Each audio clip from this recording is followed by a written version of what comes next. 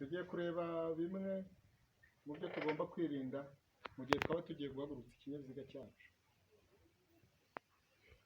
Mu gihe twaba turi ku amburiyaje nabi dufite umuriro mwinshi, ngiye kubereka ibibazo twagira kugira ngo tujye tubasha gukoresha umuriro wa amburiyaje. Ikinyabiziga gifite ubushobozi bwo kugendera hejuru kandi mu gihe byaba bigutunguye cyakugusha. Mukurikire.